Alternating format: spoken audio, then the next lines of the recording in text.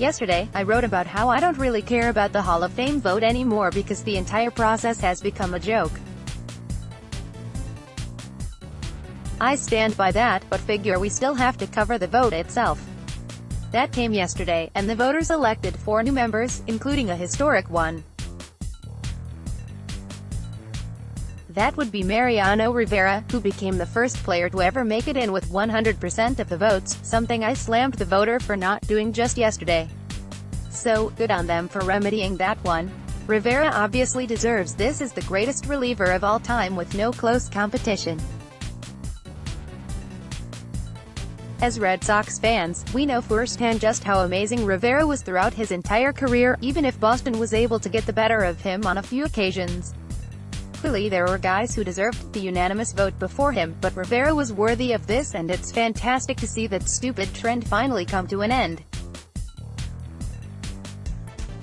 Roy Halladay was not unanimous, but he was a slam dunk in his first year on the ballot. The former Blue Jay and Philly got kind of a slow start on his career, but his peak was otherworldly and he was the best, or at least in the conversation for being the best pitcher in baseball for an entire decade. He was an absolute workhorse, reaching 220 innings 8 times and 250 innings twice, and that's all while putting up numbers at the top or near the top of the leaderboard in ERA and ERA estimators.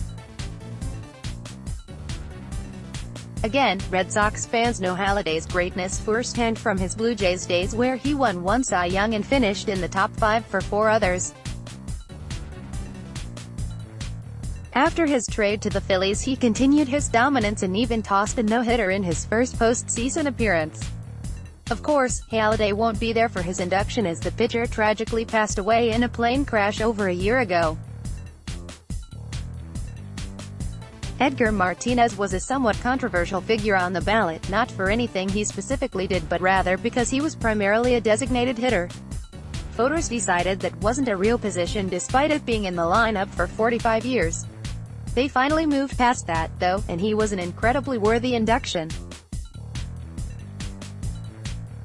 Edgar hit .312, .418, .515 over an 18-year career and was a consistent machine in the middle of Seattle's lineup for almost 2 decades.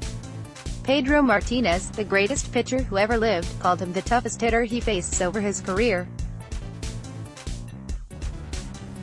Finally, Mike Mussina was probably the most surprising induction, but that's not the same as saying he was undeserving.